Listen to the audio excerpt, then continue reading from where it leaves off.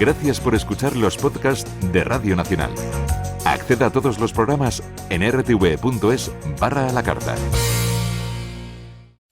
Espacio en Blanco. En Radio Nacional de España, con Miguel Blanco. 3:05, 2:05 en las Islas Canarias. Tras la noticia regresamos. Es de nuevo el momento de disfrutar de la radio de madrugada, esa que se escucha, que se siente, que entra en vuestras casas dejándonos compartir ideas y misterios. Gracias por dejar que lo hagamos desde aquí, desde vuestra casa, desde vuestra emisora en Radio Nacional. Gracias a todos por estar ahí. El teléfono sigue abierto, 900-137-137. Tenemos 5 premios para agradecer que sigáis ayudándonos a llenar este espacio en blanco. Y hay mucha gente enfadada, aunque no solemos hacerlo, os debemos una respuesta. Estos próximos minutos esperamos que sirva para ello, acerca de lo que contaba la semana pasada un extraño misterio.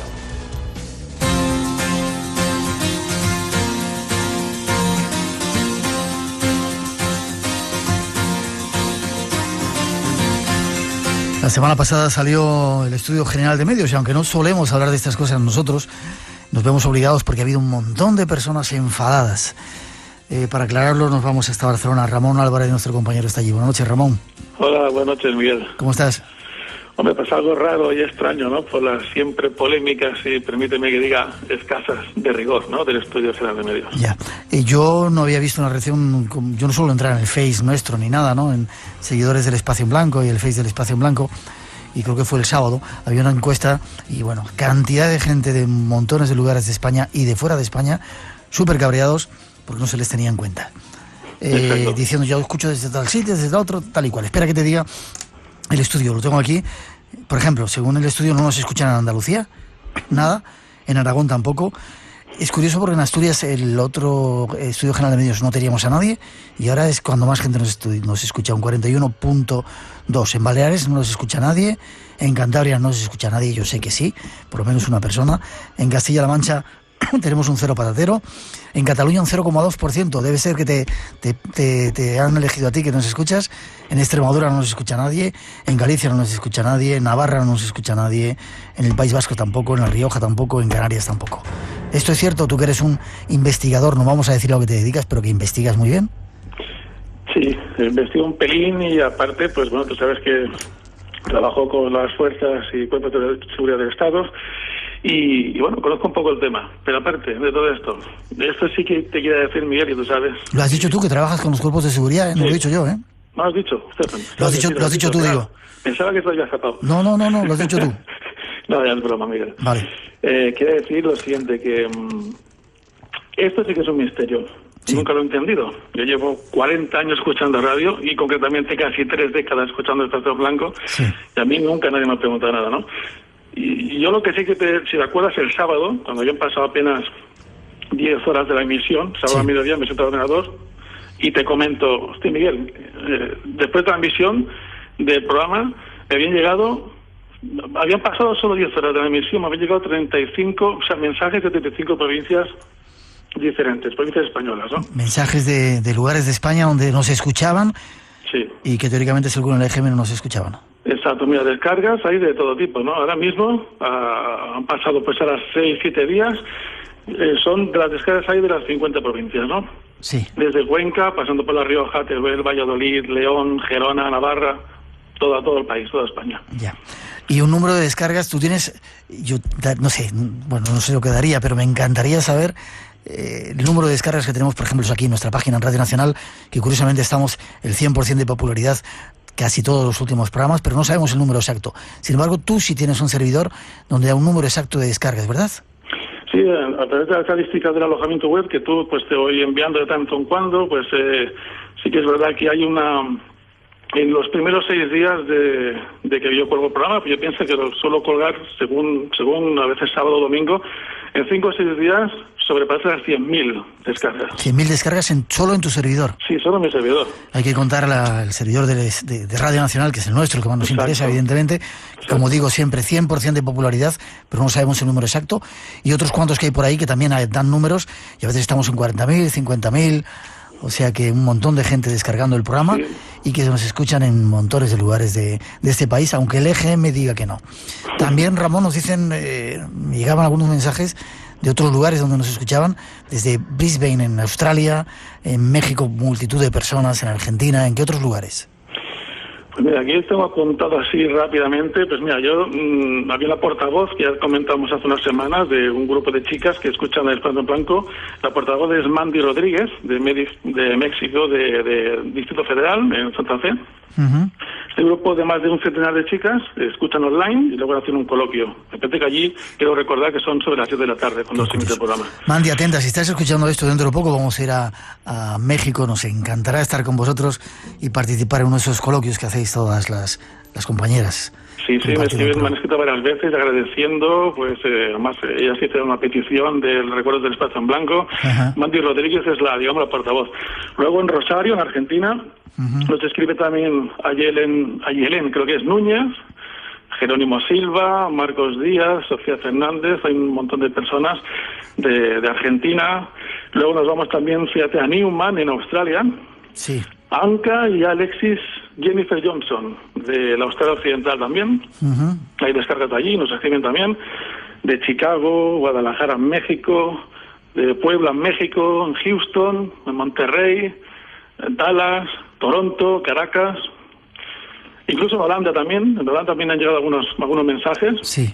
Espera, estaba recordando el otro día de Cuba, me llegaba un mensaje diciendo que éramos trending topic en La Habana, que había un montón de gente también que se reunía a escuchar el Espacio en Blanco y que disfrutaban mucho hablando de ello en las redes sociales. Qué curioso. Sí, sin duda. Y en Europa también multitud de gente. Y ahí, esto sí que había que investigarlo, Ramón. Yo de vez en cuando, en ese mapa que tú nos tienes preparado en nuestra página web, aparecen puntitos en mitad de Asia, en lugares increíblemente extraños, y yo no sé si están en el mapa. Aparece un puntito, incluso en el mar, que algunos son marinos, incluso norteamericanos, latinos, que están embarcados en buques de guerra norteamericanos por ahí y que están escuchando el Espacio en Blanco. Qué curioso, ¿no? Sí. Yo te puedo decir que sí, en el mar, es que yo te puedo hablar de la Guardia Civil, por ejemplo, te lo puedo decir porque es que lo sé, que te están escuchando desde las mismas patrulleras. Sí, nuestra Guardia Civil. Sí. Pues digo que es muy curioso y no, o sea, me llama la atención, por ejemplo, aquí ahora estaba mirando en el ordenador en Holanda, en ciudades que yo no había escuchado nunca, como por ejemplo Volendam, no sé, ahí también algún mensaje de Volendam y de Utrecht.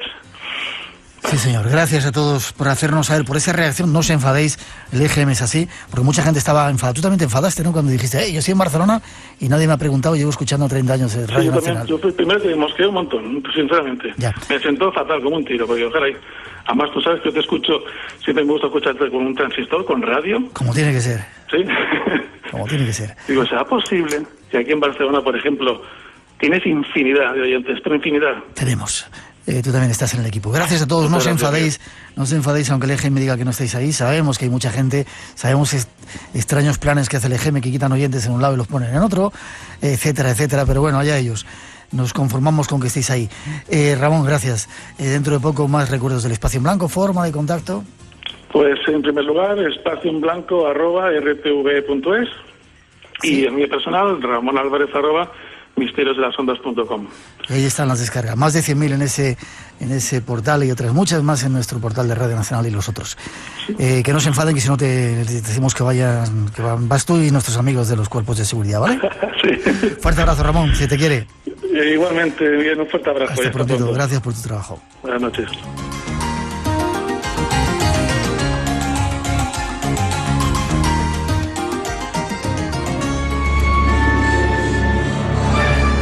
¿Quieres entrar en otros mundos? Espacio en Blanco te acompaña en este impresionante viaje en Radio Nacional con Miguel Blanco.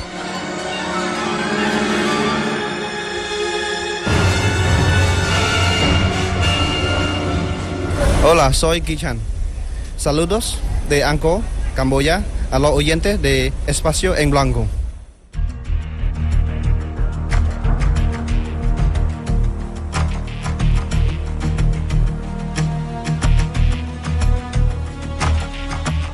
Tres y 15, 2 y 15 en las Islas Canarias, también en Angkor Wat, en Camboya, se nos escucha 900-137-137 nuestro teléfono por si queréis seguir participando. Multitud de llamadas esta noche. Buenas noches, don Miguel Pedrero, ¿cómo estamos? Muy buenas. ¿Qué tal? Pues muy bien, encantado. Saludos a Bairo Molina, que nos escucha en Nicaragua, a todos los que estáis ahí en la radio online. Hay mucha gente enfadada con nosotros, no solamente por el GM, con nosotros, conmigo, porque dicen que el espacio en blanco ya no es misterioso. Ya no hablamos de cosas que den miedo, ya no hablamos de cosas de esas que ponen los pelos de punta, y que no, que estamos muy blanditos y muy espirituales. Pues vaya, mira, por primera vez yo creo que hoy vamos a tratar un tema que aparentemente no tiene que ver con los asuntos del misterio, pero solo aparentemente. Aparentemente. Pero que se preparen, porque estamos preparando un programa quizá para terminar este año 2013, muy curioso, y que vamos a volver a retomar un tema que a ti te puso, a ti, a todos, los pelos de punta, que eran los visitantes de dormitorio. Sí. Presencias extrañas que mucha gente siente que tiene en su casa. Yo lo pasé muy mal, ¿eh? Yo durante aproximadamente un mes que duró esta investigación o esta recogida de datos, de testimonios, lo pasé bastante mal, ¿no? Porque si te acuerdas, dedicamos varios programas no solamente a esos casos de visitas de dormitorio, sino que esos visitantes se dedicaban a agredir a determinadas personas, sobre todo a mujeres, ¿no? Agresiones tremendas, ¿no? Podríamos hablar incluso de espectros violentos o de sombras del más allá, y curiosamente cuando emitimos los primeros testimonios comenzamos a recibir una multitud de aluvión, ¿verdad? Aluvión de llamadas de personas que comentaban exactamente lo mismo, ¿no? Y de hecho emitimos varios casos. Yo recogí muchos casos de este tipo, ¿no? Pero sobre todo hay algunos muy parecidos. Algunos de los testimonios no nos dieron permiso para emitir sus voces, otras sí, y que contaban exactamente las mismas experiencias, describían al mismo ser espectral, es decir, un tipo alto, ataviado de negro, con una capa negra, un rostro cadavérico, y buena parte de esas personas sufrieron el mismo problema de salud. Es decir, después de uno de esos supuestos ataques del más allá, se quedaron prácticamente sin defensas y tuvieron que ser sometidos a un tratamiento médico de choque. Y todas esas personas estuvieron a punto de fallecer a causa de este fenómeno. Ataques del más allá. Decía también muchos oyentes, perdón, que lo mejor del programa eras tú, porque hablabas de misterios de verdad. Y no yo, que me estoy convirtiendo en estoy últimamente muy blandito. Mira, lo bueno de Espacio en Blanco es que es un programa con un abanico muy amplio y participamos mucha gente, y cada uno con su línea, sus investigaciones, claro, y su visión de la realidad. Y aquí no nos gusta meter miedo por meter miedo. Tratamos de buscar respuestas y no nos gusta meter miedo. Pero bueno, ¿de qué vamos a hablar esta noche, Miguel? Pues mira, vamos a escuchar... Espera que pongamos un poquito de música, antes de nada.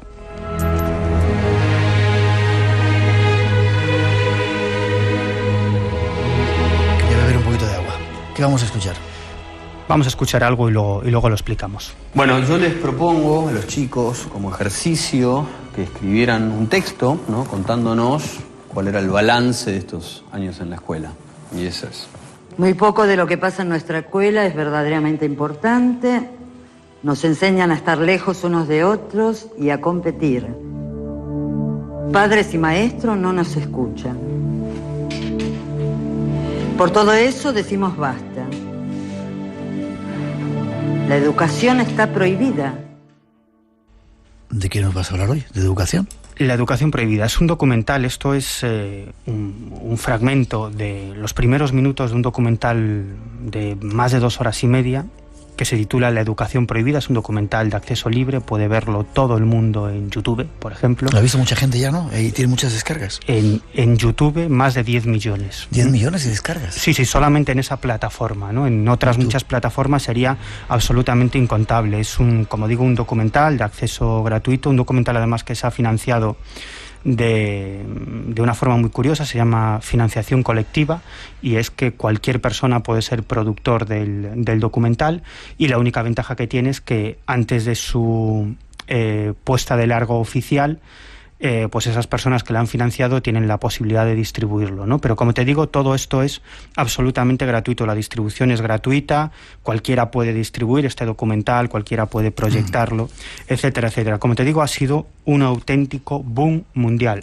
Los realizadores son estudiantes de comunicación audiovisual o chavales que han terminado la carrera hace bien poco tiempo. ¿En Argentina?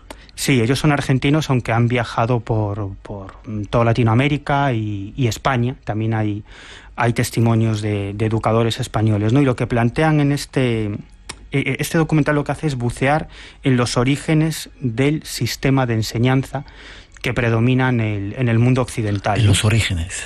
En sus orígenes y en sus raíces, que son tremendamente curiosas, ¿no? Porque parten del antiguo imperio prusiano. Entre finales del siglo XVII y primeros del siglo XVIII es cuando se pone en marcha esta educación gratuita y obligatoria y universal, ¿no? Y curiosamente los gobernantes prusianos tomaron las bases para crear este sistema educativo de la ciudad griega de Esparta. ¿Sí?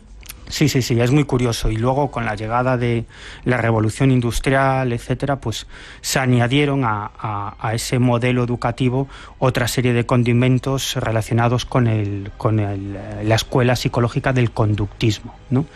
Es decir, primero bucean esos orígenes de la enseñanza y luego plantea otras enseñanzas alternativas. Por este documental pasan expertos, pedagogos, educadores, médicos, como te digo, fundamentalmente de España y América Latina, y sobre todo critican el sistema educativo que fomenta la competitividad, el individualismo, el materialismo, la obediencia ciega y sobre todo que es aburrido, ¿no?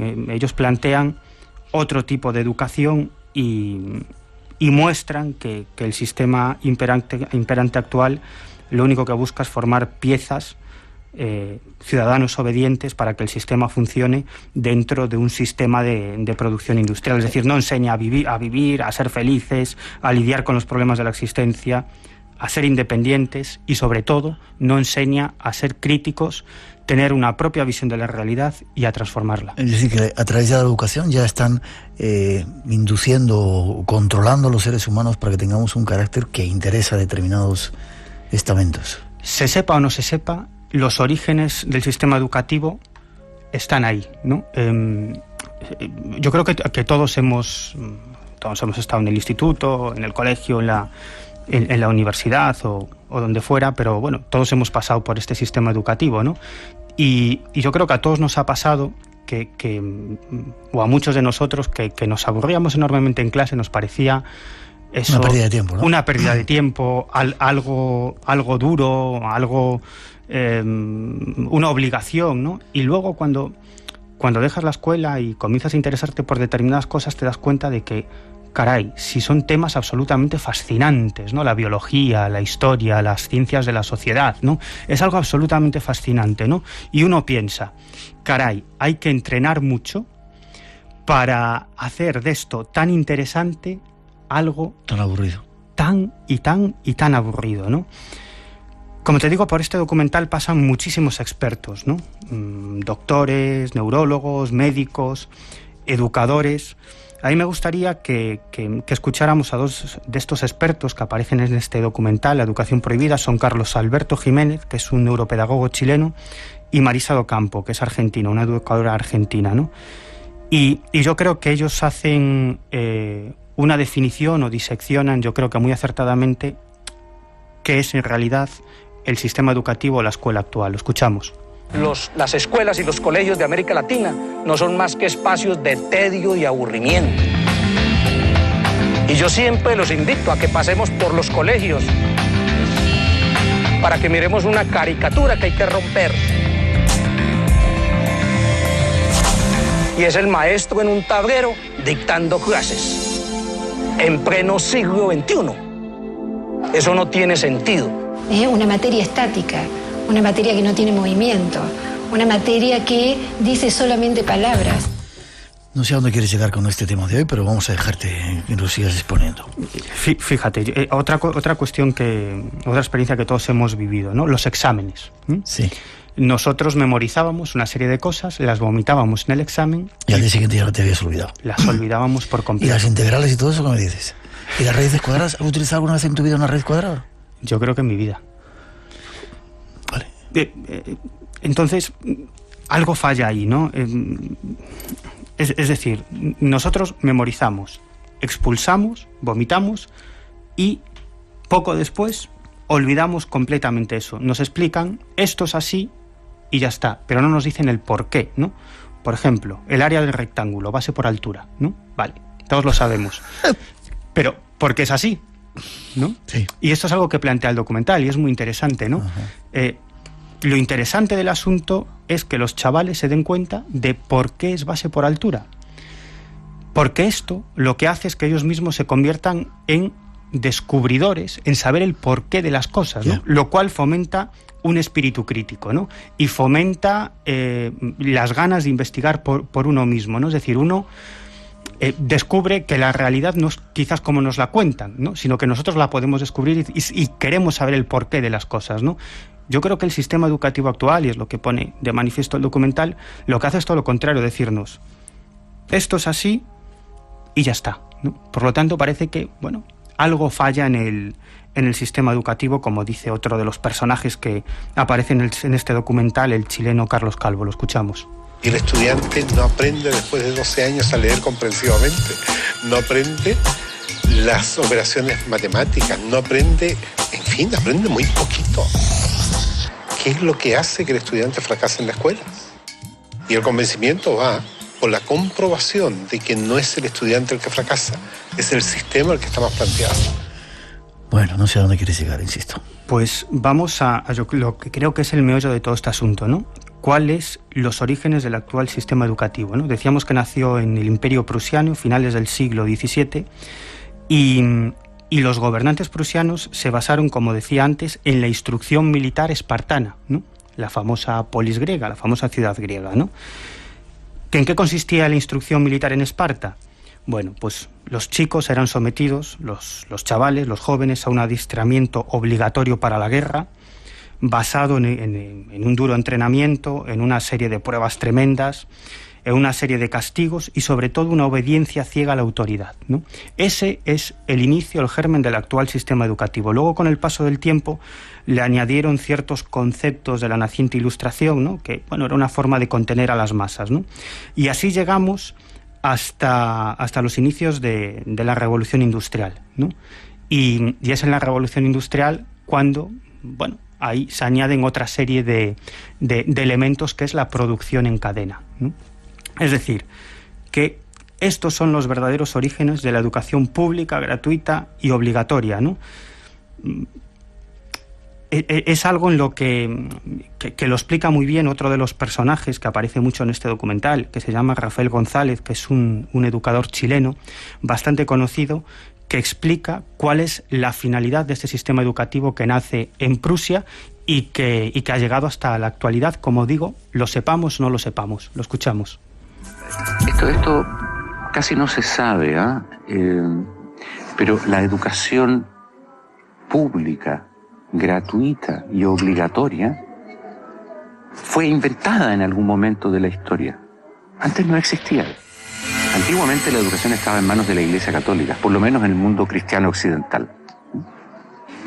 Y fue recién en el siglo XVIII, en una época de la historia que se llama despotismo ilustrado, seguramente lo escucharon en el colegio, en donde se creó el concepto de educación pública, gratuita y obligatoria. ¿Qué buscaban estos déspotas ilustrados? Un pueblo dócil, obediente, y que se pudiera preparar para las guerras que hubieron en esa época entre todas las naciones que estaban naciendo. Por ejemplo, Catalina la Grande de Rusia llamó a los enciclopedistas franceses a preparar esto mismo.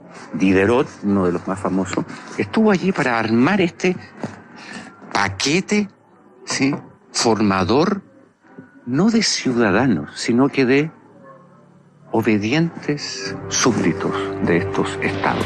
Ese es el origen de la educación pública. Fíjense ustedes que Napoleón, un poco posterior, y enemigo jurado de todos estos déspotas, hizo lo mismo. Él lo decía con todas sus letras. Yo quiero formar un cuerpo docente para poder dirigir el parecer de los franceses. ¿Se entiende? Él lo tiene claro. Y eso opera, se sepa o no se sepa, hasta el día de hoy. 3:30, 2:30 en las Islas Canarias. Tenemos que hacer una mínima pausa para un recordatorio. 900-137-137 en nuestro teléfono. Según cuentan, quieren una educación para hacernos dóciles y sumisos. RTV.es llega al iPad. Descárgate la aplicación gratis y accede a todos los contenidos de Televisión Española y Radio Nacional. Vibra con el mejor deporte en directo. Disfruta tus series favoritas y sigue toda la información minuto a minuto. Televisión y radio en directo y a la carta. RTV.es, la televisión donde nunca la has visto. Espacio en Blanco. Mucho más de lo que puedas imaginar. Con Miguel Blanco.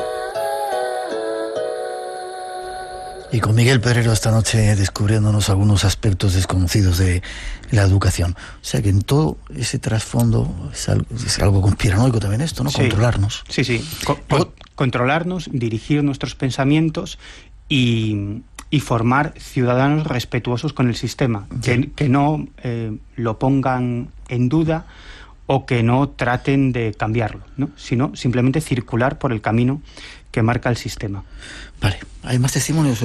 Fíjate que con el paso del tiempo llegamos a la época de la Revolución Industrial y esto sí que es tremendamente curioso, ¿no? Y es una de las cuestiones que más me han sorprendido de esta investigación de la que estamos hablando esta noche, y es que nace el modelo de producción industrial en cadena. Y eso acaba trasladándose a la escuela. ¿Por qué? Porque los grandes industriales de la época son los principales financiadores de esa escuela pública y gratuita. ¿Por qué? Porque lo que se pretende es crear trabajadores especializados que puedan desarrollar una función en esa cadena de montaje. Y esto, la producción industrial en cadena, se traslada a la escuela. La educación del niño es una especie de manufactura de un producto, es un proceso mecánico y planificado. Y eso lo vemos actualmente, eso llega hasta hoy en día, ¿no? Las calificaciones exactas, con decimales incluidos. Los timbres para comenzar y acabar las clases. La estratificación de los chavales por edades. Las filas para entrar y salir de clase. ¿No te parece esto un poco a una fábrica o un cuartel, ¿no? Las filas yo creo que ya no las hacen, ¿no? Bueno, no lo sé. No, yo hace mucho que no voy al colegio, pero creo que no. Pero en el fondo es una forma de crear ciudadanos, yo creo que eficaces, obedientes, ¿no? Se parte de la base de que el chaval es un ser vacío al que hay que socializar y llenar de contenido. Los estudiantes memorizan para el examen, como decíamos antes, lo vomitan y lo olvidan, pero aprenden o memorizan por miedo, por el miedo. Es decir, lo que está detrás no es el afán de conocimiento, a todos nos ha pasado, es el miedo. ¿Miedo a qué? A las malas notas. Se suspendan. A las broncas de los padres, a la desautorización de los profesores. Es como apuntan algunos educadores, ahora lo vamos a escuchar, un modelo educativo conductista. Escuchamos a los educadores Carlos González y Carlos Alberto Jiménez, que abundan en esta cuestión. De alguna forma lo que se hace en la escuela actual, estoy generalizando, es sembrar ese miedo. Se pone límites a la persona en vez de todo lo contrario, y poner límites es el miedo. En nuestra mente estructurada, cuando creamos dentro una creencia, la forma que tiene la mente para que no salirnos de esa creencia y crear fuera es el miedo. Cuando nosotros nos acercamos al borde de una creencia, sentimos miedo. Es un mecanismo de control, es un mecanismo de manipulación ética. Si tú te portas bien, yo te califico bien. Eso es un modelo conductista. Ese es el gran modelo conductista que tanto daño ha hecho a nuestra sociedad. Y luego te preguntar qué opciones va a haber, pero bueno, vive. Es un modelo conductista, ¿no? El conductismo o la escuela psicológica conductista nace en 1913, ¿no? Creado por John Bradus Watson, y él decía: dadme a una docena de niños sanos y yo haré de cada uno de ellos lo que me dé la gana. Uno será médico, otro abogado, otro artista o incluso otro ladrón, aplicando esa serie de técnicas conductistas. En el fondo lo que busca el conductismo es la manipulación mental del individuo o de la masa. Del conductismo, fíjate, nace la ciencia del control social, que es la que se utiliza hoy en día en la publicidad, en la propaganda política, en el entrenamiento militar, y también es aplicada a la educación, ¿no? Según el pediatra Carlos González, que es uno de los personajes que aparece en este documental, La educación prohibida, este sistema conductista se está aplicando actualmente al sistema de enseñanza y el fin es homogeneizar a todos los alumnos. Lo escuchamos. Este niño habla demasiado, tendría que ser más silencioso. Este niño habla poco, tendría que ser más hablador. Este niño juega poco, tendría que jugar más. Este niño es muy movido, tendría que estarse más quieto. Haga lo que haga, parece que esté mal, que tiene que acabar siendo el niño estándar que hace exactamente la mitad de todo. Bueno, nos tratan de homogeneizar. Date cuenta que cuando los chavales van creciendo, cuando son niños, y tú lo sabes bien, que además tienes un hijo de corta edad, tiene una curiosidad por todo, sí, ¿no? Ellos descubren de forma innata, preguntan de forma innata, experimentan de forma innata. Y cuando vamos creciendo, y nos pasa a todos, perdemos esa capacidad de aprender. Perdemos la ilusión por descubrir cosas nuevas, porque pensamos que el colegio, o lo vemos como algo absolutamente aburrido, ¿no? Hay estudios académicos que demuestran que el 98% de los niños de 5 años pueden catalogarse de genios. Sí. El 98% de los niños de 5 años. 15 años después, es decir, cuando esos chicos tienen 20 años, solo entre el 8 y el 10% mantienen esas capacidades, ¿no? Es decir, todo eso lo hemos perdido por el camino. Y en este documental lo que se plantean son otra serie de proyectos o sistemas educativos diferentes, bueno, basados precisamente en eso, ¿no? En la capacidad innata de todo chaval para descubrir y aprender, ¿no? Sobre esto abundan otros dos de los protagonistas de este documental, otros 3, Erika Scheurelin, Carlos Calvo y otro maestro colombiano conocido como Jauina, que hablan precisamente sobre esto, sobre la capacidad innata de todos nosotros y sobre todo de todo chaval, de todo niño, por aprender. Lo escuchamos. Los chicos desde que nacen con esa capacidad de crear. Son creativos y observadores y curiosos, y en la escuela pueden pasar 2 cosas: que se acompañe ese proceso y se propicien actividades para desarrollar esa capacidad, o se la frustre. De hecho, podríamos caracterizar que el ser humano propende a aprender. Incluso podemos decir más todavía, no es ningún mérito del ser humano aprender. Más todavía, es que no puede no aprender. Tú lo ves, todo el tiempo te está preguntando, ¿y esto por qué? ¿Y esto por qué? ¿Y esto por qué? No es que uno tenga que inculcarle a él las ganas de preguntar, él lo tiene en su esencia.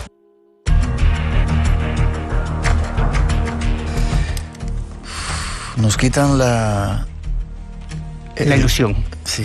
Y las ganas por el conocimiento, y sobre todo, yo creo que el espíritu crítico. Mira, para resumir, estemos o no de acuerdo con lo que plantea este documental, que todo es interesante y de todo se puede aprender, ¿no? Ha recibido críticas y parabienes, como sucede con todos los proyectos que tienen una enorme difusión, y este lo ha sido, pero al menos lo que trata de demostrar es que las cosas no son así porque sí, sino porque nosotros lo hemos creado, porque lleva un proceso. Esto no es un fenómeno natural, esto no es un terremoto o no es un huracán, ¿no? Sino que alguien ha creado el sistema educativo, como otras muchas cosas, y tiene un origen, ¿no? Y esto mismo se puede aplicar a muchas cuestiones de nuestra realidad habitual, ¿no? Un origen y una mano negra que trata de controlarlo todo. Bueno, yo no sé si una mano negra, al menos un origen determinado, y que la sociedad ha seguido esa línea marcada, ¿no? Pero podría haber sido otra. Si el sistema educativo, en vez de nacer en Prusia en el siglo XVII, naciera en otro sitio, quizás hubiese sido de otra manera. Es decir, es una forma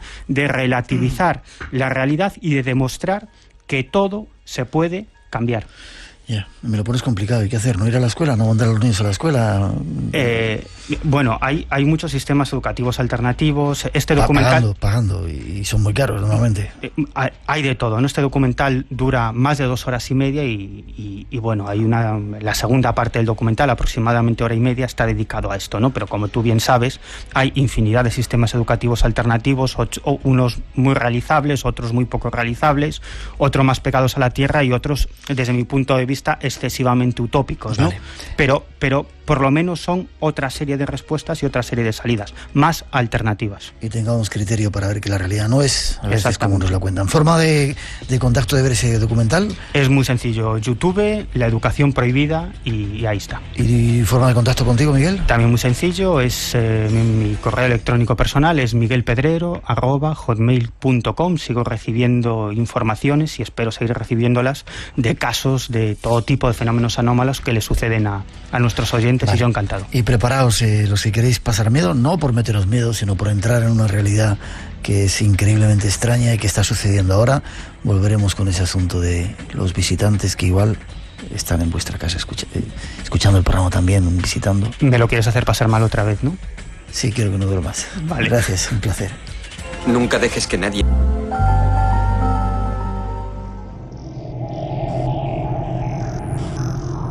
Pues vamos por ello. 3:40, 2:40 en las Islas Canarias. Aquí seguimos en directo en Radio Nacional.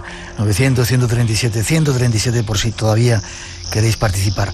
Hemos hablado de un aspecto en la primera parte que tenía que ver con la Virgen. Hay otro aspecto que tiene que ver con el espiritismo. Una reunión que se está realizando ahora que debemos daros algunos datos de ello.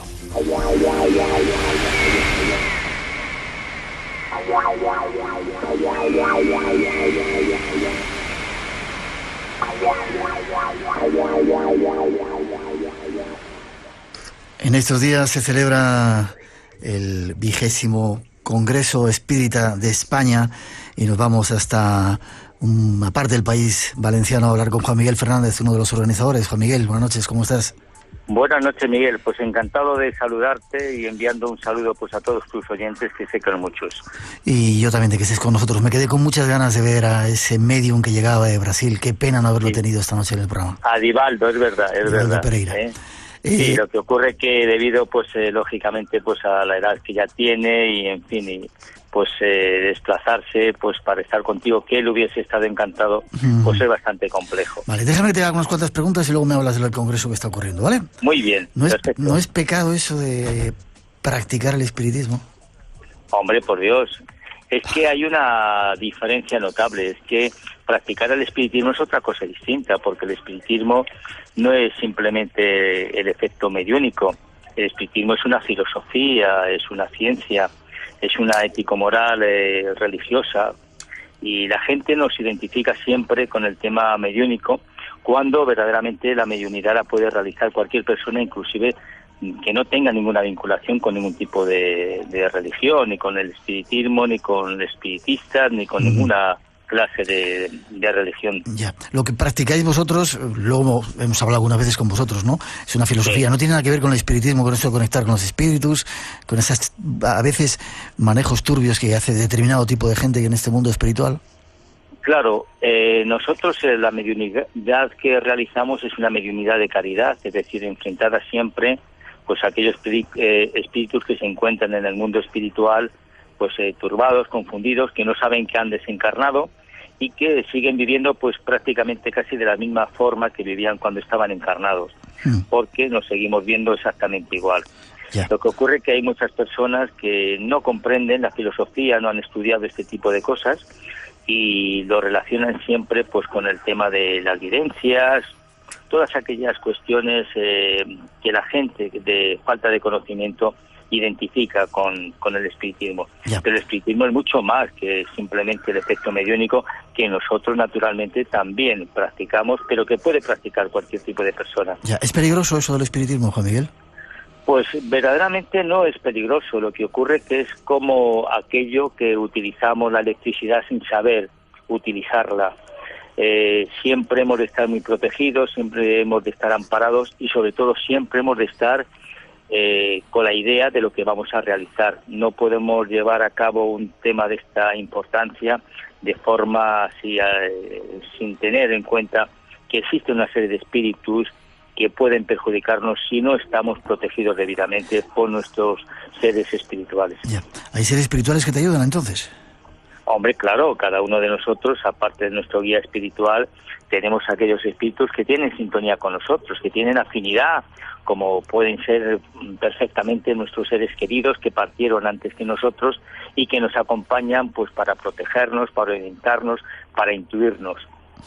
En esa reunión que estáis haciendo, ahora nos vas a contar algo más de ella, sé que hay muchos medium muy reputados, algunos de ellos llegados de Brasil, que es un país que ha dado a luz mucha de esta gente con ese don especial, entre ellos Divaldo Pereira. ¿Cómo podrías definir un medium? ¿Y qué tipos de mediums tenéis ahí? Pues aquí tenemos pues quizá uno de los más importantes que existe actualmente a nivel internacional, que es Divaldo Pereira Franco. Pues está considerado el máximo exponente. Él ha psicografiado 265 libros de más de 117 espíritus distintos. Entre ellos, pues te puedo dictar, por ejemplo, a Víctor Hugo, te puedo dictar a Juana de Ángelis, que es su guía espiritual. Imagínate si cualquier persona de los que estamos habituados a ver en la prensa o en las editoriales hubiese publicado este tipo de libros, como es tanta cantidad, ¿cómo estaría considerado? Sin embargo, Divaldo es una persona que no se da la importancia que otros podrían darse. Por otro lado, también tenemos a Carlos Campetti, que es un medium brasileño, que está actualmente también haciendo una pequeña gira aquí en España, pero fundamentalmente lo que nosotros estamos exponiendo es el espiritismo como filosofía de vida. No hemos basado este congreso en el tema mediúnico, sino precisamente la filosofía para explicar a la gente pues de dónde venimos, hacia dónde vamos, qué es lo que verdaderamente estamos haciendo aquí en esta experiencia de vida que estamos llevando a cabo. Ahí hemos hablado algunas veces contigo, hay diferentes tipos de medium, ¿no? Hablaba psicográfico, claro. El caso de Divaldo, hay gente que pinta cuadros y de repente los hemos visto algunas veces. Sí, como José Medrado, por ejemplo. Exactamente, sí, es psicopictórico. Y ahí es que hay hasta 67 clases de mediunidades, según nos dice el libro de los medios de Allan Kardec. Porque hay muchas personas que escriben música y que escriben libros y que hacen esculturas y que todo este tipo de cosas son mediums que están intuidos por el plano espiritual. Vale, te vamos a traer dentro de poco de nuevo al programa para seguir hablando de este asunto y aclarar muchos de los temas. Me dices que no es peligroso, ¿es una religión o es una filosofía el espiritismo? No, es una filosofía. El espiritismo no es una religión porque nosotros no tenemos instituido ninguna jerarquía, no tenemos imágenes, no tenemos toda esta serie de cosas que la religión habitual, la que todos conocemos, pues implanta, ¿no?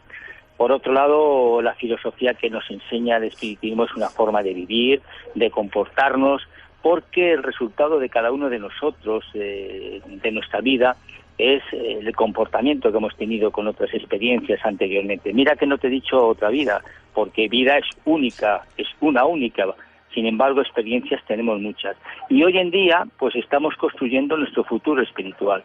Así como nos comportemos hoy en esta existencia, pues vamos a reencarnarnos próximamente viviendo lo que nosotros hayamos sembrado actualmente. Vale. Dame una prueba de lo que se recibe a través de la mediunidad, es cierto. Es decir, ¿cómo sé yo que lo que escribe Divaldo es un texto que le está dictando Víctor Hugo desde el más allá? Te pediré más cuando vengas al programa. Pues mira, me has dicho precisamente uno de los espíritus que más incidencia tiene sobre la mediunidad. Si comparamos, por ejemplo, la literatura de Los Miserables de Víctor Hugo, pues tienes también en los libros que actualmente Divaldo ha psicografiado de él un paralelismo, pero muy importante, es decir, hay frases, hay forma de expresión, cada uno ya sabes que escribe según su forma de vida, su forma de expresión, su canal, como podemos decir. Pues concretamente con Víctor Hugo, comparando los libros, pues hay, como te decía anteriormente, mucha similitud. Ya. ¿Y se puede contactar con cualquier espíritu que haya fallecido? Pues no, la verdad es que no. Ya. Los medios son simplemente, como decimos nosotros, teléfonos, y los espíritus no están a nuestra disposición. Los espíritus están siempre en función de cuándo pueden y cuándo les autorizan manifestarse.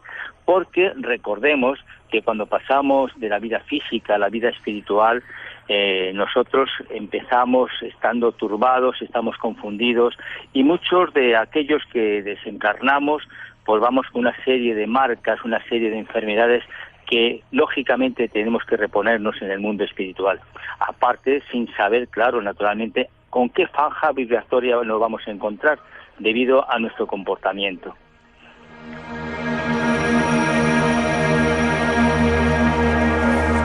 El apasionante mundo de los espíritus, volveremos a tratarlo dentro de poco seguramente con Juan Miguel y alguno de esos medium que están visitando España. Estáis realizando el 20º Congreso Espírita. Dime dónde y si podemos ir, si nuestros oyentes están interesados. Estamos en Calpe, concretamente, los días 6, 7 y 8 de este mes, estamos hasta el domingo, y concretamente estamos en el Hotel Diamante Beach.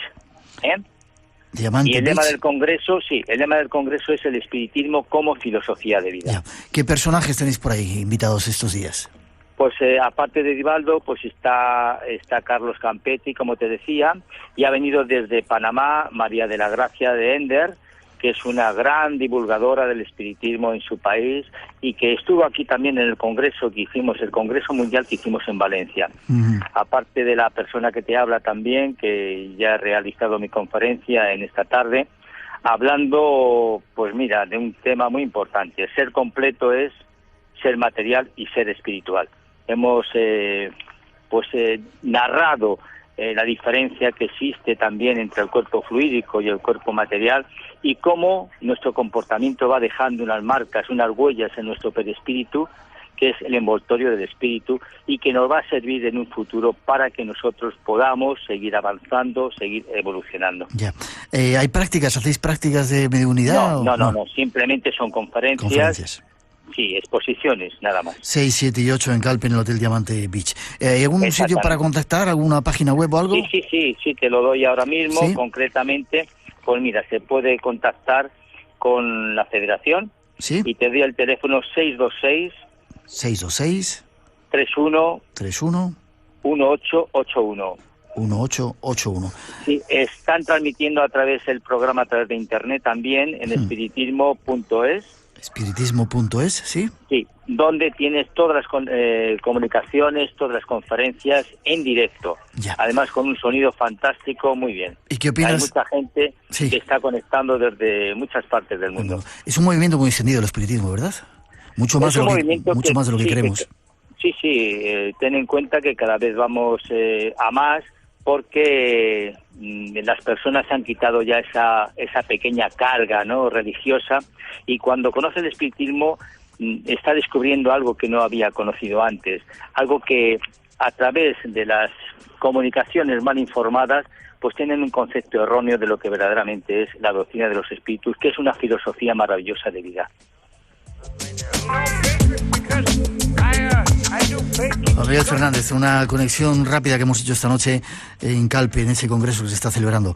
Gracias, Juan Miguel, un fuerte abrazo. Un fuerte abrazo. Nos vemos prontito y como siempre, muchísimas gracias por el apoyo que siempre recibimos de tu programa y personalmente de ti. Gracias a ti. Hasta pronto, cuando tú quieras. Estaremos en contacto. Fuerte abrazo. Cuando tú quieras, un fuerte abrazo.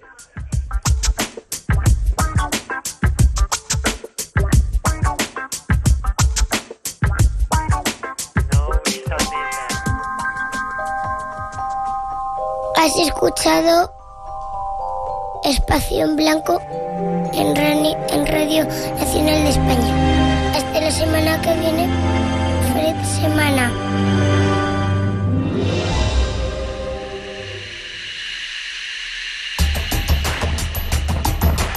Todavía no nos vamos, nos quedan todavía unos cuantos minutos para ofreceros la información, las noticias del Espacio en Blanco y luego los ganadores de ese concurso. Todavía, si queréis, podéis entrar 900-137-137, nuestro teléfono, 3:53, 2:53 en las Islas Canarias. Aquí seguimos en directo. Llega el momento de las noticias del misterio.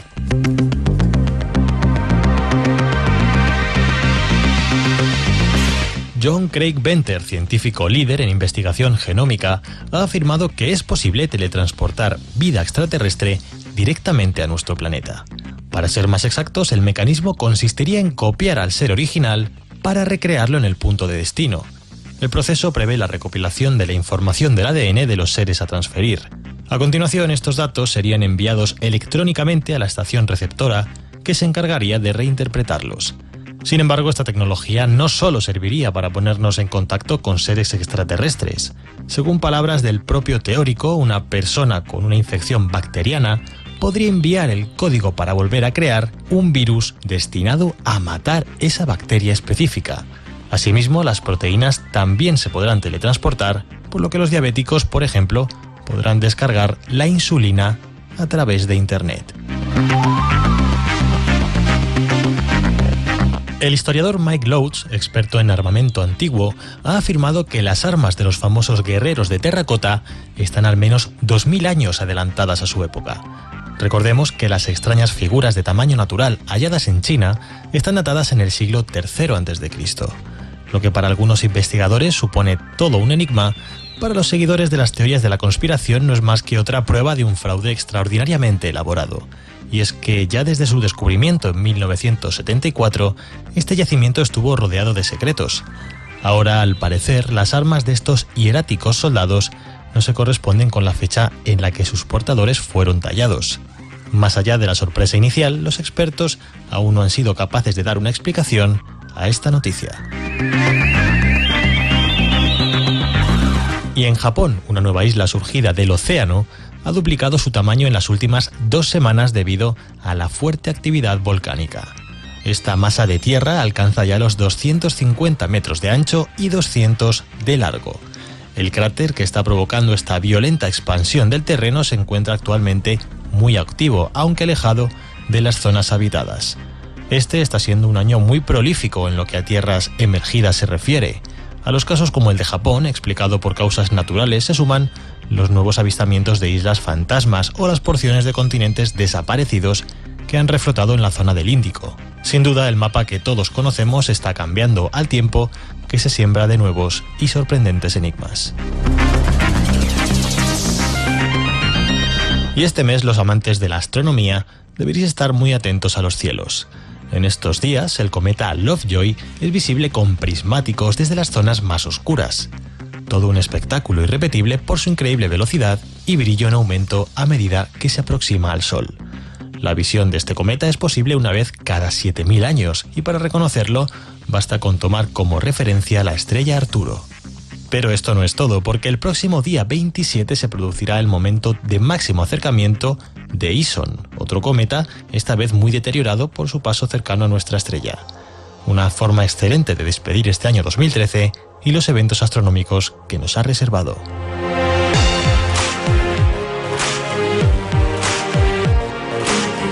Nuestro repaso a la actualidad termina por el momento, pero nuestro trabajo continúa en busca de nuevas historias para conocer mejor este mundo del misterio. Como siempre, en Espacio en Blanco.